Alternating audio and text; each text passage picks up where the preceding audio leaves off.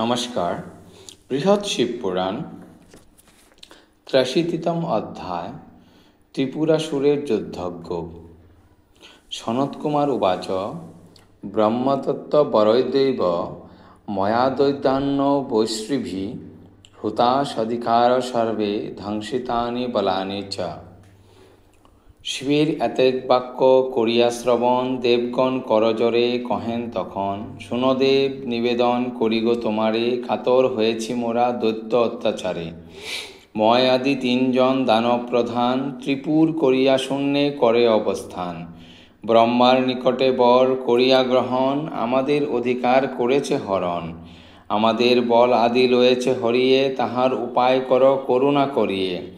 দেবতাগণের বাক্য শুনিয়া শ্রবণে মহাদেব কহিলেন মধুর বচনে, শুনো শুনো দেবগণ বচন আমার, হৃদি হতে ভয় এবে কর পরিহার। আমার অর্ধাংশ তেজ করহ গহন, রুদ্র তেজময় হবে ওহে দেবগণ। তাহা হলে দৈত্য ধ্বংসে সক্ষম হইবে, মনের বাসনা যত অবশ্য ফলিবে। এতেক বচন শুনি যত দেবগণ, কহিলেন নিবেদন ওহে পঞ্চানন। তব তেজ লইবারে মোরা নাহি পারি, কিরূপে ধরিব তাহা বল দৈত্য অরি। কি সাধ্য মোদের বল ওহে পঞ্চানন, তোমার ভীষণ তেজ করিব ধারণ। যাহার পরম তেজ করিতে দর্শন, ত্রিভুবনে শক্ত নাহি হয় কোনো জন। তার তেজ ধরিবারে কিরূপে পারিব, হেন কাজে মোরা নাহি সক্ষম হইব। এতএব কৃপা কর হে ভগবান, প্রসন্ন হইয়া সবে করহ রক্ষণ। দিয়াছেন দৈত্যবরে বর পদ্মাসন, এক বাণে তিনপুর করিলে দহন। সেই জন বিনাশিতে পারিবে তাহারে, তবে সেই দৈত্যবর যাবে জমাগারে। এতএব মোরা নাহি হইব সক্ষম, তুমি দেব দয়া কর ওহে দেবোত্তম। এতেক বচন শুনি দেব দিগম্বর, কহিলেন শুনো শুনো দেবতা নিকর। তোমাদের বাঞ্ছা আমি করিব পূরণ, দৈত্যত্রয় সহ দুর্গ করিব নিধন। তিন পুরী করি দৈত্য করে নিব সতী, প্রথম পুরীতে রহে তারক দুষ্মতি। দ্বিতীয় পুরীতে বিন্দুন্মালী বাস করে, ময়ে দৈত্য নিজে রহে সবার উপরে। তিনজনে আসু আমি করিব নিধন, আমার বচন শুন ওহে দেবগণ। অনুত্তম রথ এক করহ নির্মাণ, যাহাতে করিতে আমি পারি অবস্থান। এতেক বচন শুনি যত দেবগণ, অনুত্তম দিব্য রথ করিল গঠন। দেবতার অংশে রথ করিল নির্মাণ, অনুত্তম দিব্য রথ হল শোভমান। চণ্ড সূর্য ধাতা অগ্নি ধনদ প্রবণ, ইন্দ্র শুক্র বসু রুদ্র গান্ধর্ব সমন।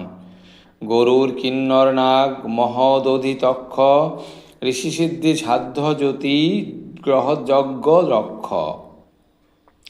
দিবস মুহূর্ত কাষ্ঠা কলা আর ক্ষণ, মাস স্থাবর জঙ্গম বরস আয়ন।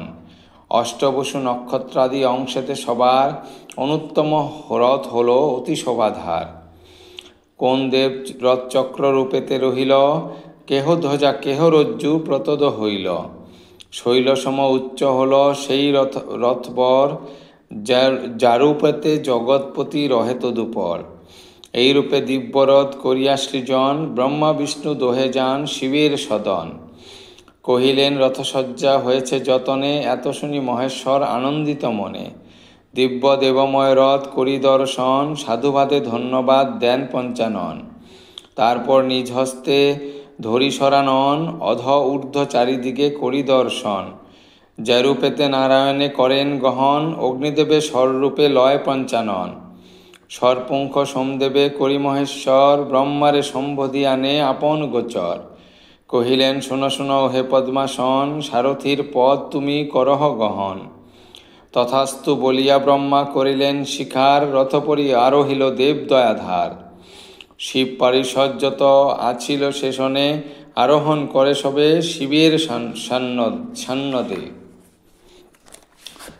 শঙ্কুকর্ণ নন্দীশ্বর আর দত্তেশ্বর, মহাযোগে ত্রাক্ষবীর আর গণেশ্বর। ইহারা সকলে অস্ত্র করিয়া গহন, রথের উপরে তরা করে আহরণ। যুদ্ধ বিশারদ ছবে অতি ভয়ঙ্কর, মূরতি হেরিলে কাঁপে সঘনে অন্তর। রণবাদ্য করে সবে অতি ঘন ঘনে ঘন, শঙ্খবাদ্য ভেরিবাদ্য করে কোন জন। ঘন ঘন পুষ্পবৃষ্টি রথপরি হয়, কক্ষবাদ্য করবাদ্য করে গণচয়। এইরূপে রণসজ্জা করি পঞ্চানন, ত্রিপুর নিধনে যাত্রা করেন তখন। হেনকালে অত্যাশ্চর্য ঘটনা যে ঘটে, নারদ তরায় যায় দৈত্যের নিকটে। দানব নিকটে গিয়া কহেন তখন, শুনো শুনো দৈত্যরাজ আমার বচন। ত্রিপুর দাহন হেতু দেব মহেশ্বর, আসিতেছে রথপরি সঙ্গে অনুচর। দেবময় রথে চড়ি দেব পশুপতি, আসিতেছে ওই দেখো বিধাতা সারথি। নারদের এই বাক্য করিয়া শ্রবণ, রোষেতে স্ফুরিত হয় দানব তখন। তারক ও বিন্দুমালী এই দুইজনে, ডাকিলেন অবিলম্বে নিজের সদনে। আজ্ঞামাত্র উপনীত হয় দুইজন, তাহাদিগে সম্বোধিয়া কহিল তখন। নিশ্চিন্ত বসিয়াছ কিছু নাহি জানি, দুইজনে শুনো এবে দেবর্ষির বাণী। ত্রিপুর দহন হেতু দেব পঞ্চানন, আসিছেন রথপরি লয়ে সৈন্যগণ। এতেক বচন শুনি তারক ধীমান, কহিলেন কিবা ভয় ওহে মতিমান। তোমার সমান কেবা আছে ধরা পড়ে, ত্রিলোক ঈশ্বর খ্যাত তুমি চরাচরে। আমার সহি যুদ্ধ করে কোন জন, কেন বৃথা চিন্তা করো ওহে মহাত্মন। ত্রিপুর দহনে শক্তি কোন জন ধরে, হেনজন নাহি দেখি ভুবন ভিতরে। সর্বদেব মিলে যদি করে আগমন, তবু না করিতে পারে ত্রিপুর দহন। একা আমি সর্বদেবে পারি বিনাশিতে, কি ছাড়ো দেবতাগণ নাহি ডরি চিতে। দুর্বল যাহারা হয় এই চরাচরে, তাহারাই দিবানিশি চিন্তা করে মরে। একা আমি সর্বদেবে করি পরাজয়, তোমারে করিব সুখী ওহে মহোদয়। তারক এতেক বলি মৌনভাব ধরে, বিন্দুমালী কহে পরে দানব ঈশ্বরে। শুনো শুনো প্রভু তুমি আমার বচন, ত্রিপুর দহনে সক্ষম হয় কোন জন। বলহীন দেবগণ জ্ঞাত চরাচরে, কিরূপে করিবে যুদ্ধ ভাবহ অন্তরে। মোদের সহিতে তারা যদি করে রণ, গমন করিবে আশু সমন ভবন। প্রসিদ্ধ আছয়ে সদা ভুবন মাঝারে, যখন তখন যুদ্ধে দেবগণ হারে। যথাতথা যুদ্ধে হয় দানবের জয়, তবে কেন চিন্তা কর ওহে মহোদয়। আমার বচন নৃপ করহ শ্রবণ, সুখে তুমি ভোগ কর এ তিন ভুবন। করিবেন তব দাস্য দেব পুরন্দর, কেন বৃথা চিন্তা কর ওহে দৈত্যেশ্বর। এতেক বচন শুনি দানবরাজন, মনে মনে নানা চিন্তা করয়ে তখন। মনে ভাবে সদাশিব জগতের পতি, কারে পরাজয় করে কাহার শকতি। সৃজন করেন যিনি এ তিন ভুবন, কিরূপে করিব হায় তার সহরণ। ব্রহ্মাদি দেবগণ হয়ে এক মন, বিপদে যাহার করে শরণ গহন। তাহার সহিতে যুদ্ধ কিরূপেতে করি, সেজন হইবে আজ ত্রিপুরার ওরি। কাজ নেই যুদ্ধ আর কিবা প্রয়োজন, শিবের নিকটে গিয়া লইব শরণ। মনে মনে এত ভাবি দানবের প্রতি, কহিলেন শুনো দোহে ওহে মহামতি। আমার বচন দোহে করহ শ্রবণ, কাজ নাই যুদ্ধে আর কিবা প্রয়োজন।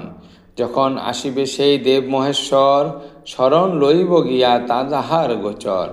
এই রূপে মনে মনে করিহে চিন্তন, নতুবা ত্রিপুর হবে সমূলে দহন। এত শুনি দেব ঋষি কহে দৈত্যস্বরে, কেন নিপ কর ভয় আপন অন্তরে।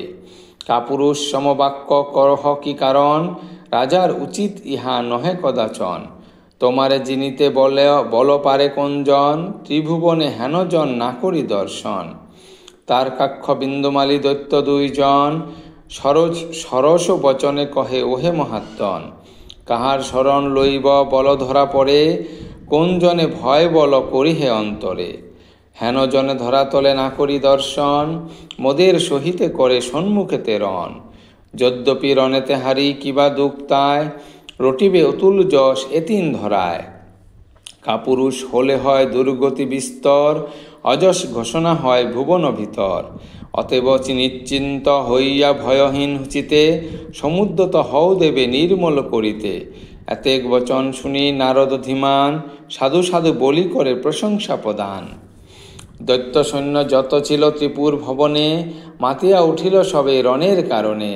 তাহা দেখি দৈত্যপতি যুদ্ধসজ্জা করে, জয় জয় শব্দ উঠে ত্রিপুর নগরে। নানা অস্ত্র করে লয় যত সৈন্যগণ, হুহুঙ্কার করে সবে অতি ঘন ঘন। শৈলশূল আসক্তি আদি লয় সবে করে, লম্পঝম্প দেয় কত পুলক অন্তরে। মনে মনে ভাবে সবে লোভিয়াছি জয়, ধরাধামে কোনজনে আছে কি বা ভয়। এই রূপে যুদ্ধসজ্জা দৈত্যগণ করে, রণবাদ্য উঠে কত ত্রিপুর নগরে। এই কথা যেই জন করয় শ্রবণ, রোগ শোক দূরে তার করে পলায়ন। সমাপ্ত।